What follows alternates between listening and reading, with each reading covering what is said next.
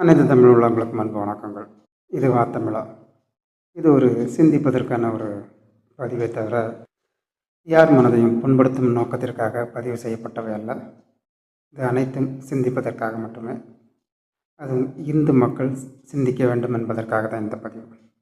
காலம் காலமாக தெய்வங்களை வைத்து அரசியல் செய்வது இங்கு நடந்து கொண்டு தான் இருக்கின்றது. இப்பொழுதுள்ள நாகரிக காலம் இல்லை, பண்டைய ஆதி காலம் தொட்டு அது நடந்துக்கிட்டு தான் இருக்குது. முன்னாடி சைவம், வைணவம், அப்புறம் பல மதங்கள் இருந்துச்சு. இப்போ வேற்று மதங்கள் உள்ளே வந்ததுக்கப்புறம் இந்து, கிறிஸ்தவம், இஸ்லாம் அப்படின்னு சொல்லி பிரிஞ்சு கிடக்குது. அவ்வளோதான் விஷயமே தவிர மற்றபடி அதை வைத்து அரசியல் செய்பவர்கள் செய்து கொண்டு தான் இருக்கின்றார்கள். இதற்கு காரணம் தெய்வங்களா அப்படின்னு பார்த்தா கண்டிப்பாக இல்லை. சாமியானி பார்த்தா அதுவும் இல்லை. இதற்கு காரணம் அனைத்தும் மனிதர்களால் உருவாக்கப்பட்டவை தான் இந்த அனைத்து பிரச்சனைக்கும் காரணம். அதைத்தான் மக்கள் தெளிவாக புரிந்து கொள்ள வேண்டும். ஒரு தெய்வம் யாரையும் நீ உயர்ந்தவன், நீ தாழ்ந்தவன் என்று சொல்வதில்லை. கடவுள் படைப்பில் அனைவரும் சமம். அப்படிங்கும்போது எப்படி ஒருத்தன் உயர்ந்த ஜாதி, ஒருத்தன் தாழ்ந்த ஜாதியாக இருக்க முடியும்?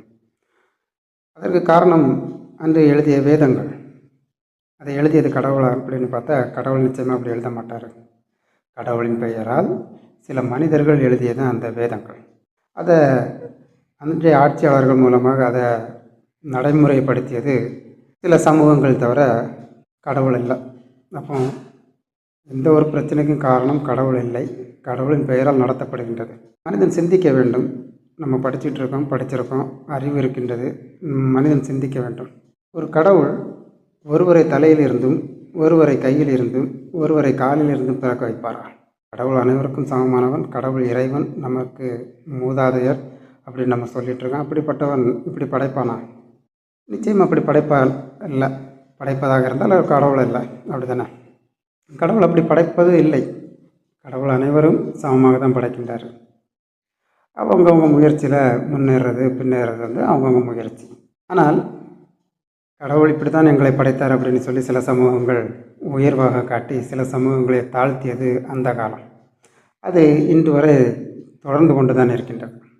அதனால் தான் சொல்கின்றேன், மக்கள் சிந்திக்க வேண்டும் என்பதற்காக.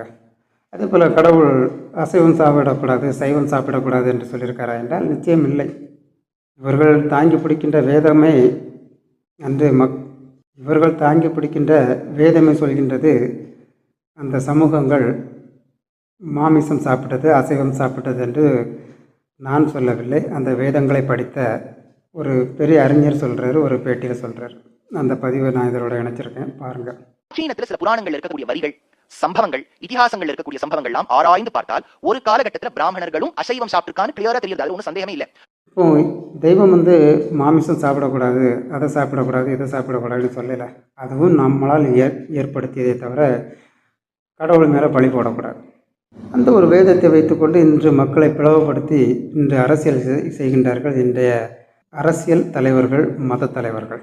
ஆக மொத்தம் மக்களுக்கு இதில் எந்த ஒரு லாபமும் கிடையாது. மக்கள் தெய்வம் சாமி கும்பிட்றாங்க, காணிக்கை போடுறாங்க, வர்றாங்க, ஏதோ ஒரு குறை சொல்லிட்டு வந்துகிட்டு இருக்கிறாங்க. இதை வைத்து அரசியல் செய்பவர்கள் தான் அரசியல் செய்து கொண்டு இருக்கின்றார்கள்.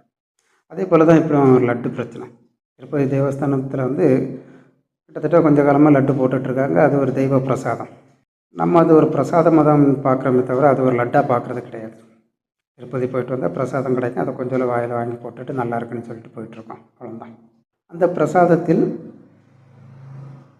கொழுப்பு, மிருக கொழுப்புகள் சேர்ந்துருக்குன்னு சொல்லி ஒரு அறிக்கை வந்திருக்கு. அந்த அறிக்கையில் வந்ததுக்கப்புறம் ஏகப்பட்ட பிரச்சனைகள் போயிட்டுருக்கு. இது அங்குள்ள அரசாங்கங்கள் நான் செய்யலைன்னு சொல்லி எதிர்கட்சியும், செய்தார்கள் என்று ஆளுங்கட்சியும் சொல்லிகிட்ருக்கு. அதோட அறங்காவலர் வந்து சத்தியம் பண்ணிட்டு போயிருக்காரு, நாங்கள் அப்படி செய்யவில்லை, செஞ்சால் எங்கள் குடும்பம் சர்வநாசமாகட்டும் அப்படின்னு. அப்போது இந்த பிரச்சனை எப்படி வந்துச்சு, எதனால் வந்துச்சு அப்படின்னு மக்கள் சிந்திக்கணும். ஊர் கோயிலெல்லாம் கிடாவட்டி சாமி கும்பிட்றது இல்லையா? ஈசனின் மறு உருவம் அப்படின்னு சொல்லி சுடலை மாடன்னு சொல்லுகின்றோம். கொடிமரங்கள் இருக்கும் இடமெல்லாம் சுடலை வாசம் செய்யும் இடம். அந்த சுடலை மாடனுக்கு நம்ம கிடா வெட்டுறோம், கோழி இருக்கிறோம், நம்ம சாப்பிட்றது இல்லையா? அப்போ நமக்கு சைவம் அசைவம்ங்கிறது கிடையாது. நமக்கு தெய்வ பிரசாதம். அந்த தெய்வ பிரசாதம் எப்படி இருந்தாலும் நம்ம சாப்பிட தான் போகிறோம். ஆனால் இதில் சிந்திக்க வேண்டியது என்னென்னா, இதனால் வரையில் நம்ம சைவம் என்று சொல்லிக்கொண்டு அசைவத்தை புகுத்தி விட்டார்கள் என்ற ஒரு மன வருத்தமே தவிர மற்றபடி இதில் வந்து ரொம்ப ஆழ்ந்து சிந்திக்க வேண்டிய அவசியங்கள் கிடையாது. ஆதி காலத்தில் இதே உயர்ந்த ஜாதிகள் என்று சொல்லக்கூடியவர்கள் மாமிசம் சாப்பிட்டு இருக்கின்றார்கள் என்று நாம் சொல்லவில்லை, வேதங்கள் சொல்கிறது என்று அந்த வேதத்தை கரைத்து குடித்த ஒருத்தர் சொல்கிறாரு. நமக்கு வேதம் பற்றி தெரியாது. பிறப்பில் ஒருவன் உயர்ந்தவன் தாழ்ந்தவன் என்று சொல்லக்கூடிய அந்த வேதத்தை நமக்கு படிக்க வேண்டிய எண்ணம் வந்தது கிடையாது. அதனால் அதை படிக்கிறதும் கிடையாது. கடவுள் படைப்பில் அனைவரும் சமம் அப்படின்னு இருந்தால் எல்லாரும் சமமாக இருக்கலாம். இது நீ உசந்தவன், நீ தாழ்ந்தவன், நீ படிக்கக்கூடாது, நீ மேல் சட்டை போடக்கூடாது அப்படின்னு சொல்லி ஒரு மதம், ஒரு தெய்வம், ஒரு வேதம் சொல்கிறது என்றால் கண்டிப்பாக அந்த வேதம் நமக்கு தேவையில்லை. அதனால் நம்ம அந்த வேதத்தை படிக்கிறது கிடையாது.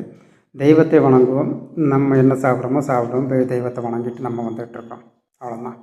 தென்னாடுடைய சிவனை போற்றி எந்நாட்டாவிற்கும் இறைவா போற்றி என்று சொல்லி வைத்திருக்கின்றார்கள். தென்னாட்டில் உள்ளவர்கள் நாங்கள் அவனை சிவன் என்று கும்பிடுகின்றோம். வடநாட்டில் உள்ளவர்களோ மற்ற நாட்டில் உள்ளவர்களோ அதை ஒவ்வொரு வடிவத்தில் வணங்குகின்றார்கள். ஆக மொத்தம் தெய்வம் இருக்கின்றது, அதை நாங்கள் சிவன் என்று வணங்குகின்றோம் அப்படின்னு சொல்லி பெரியவர்கள் சொல்லி வைத்திருக்கின்றார்கள்.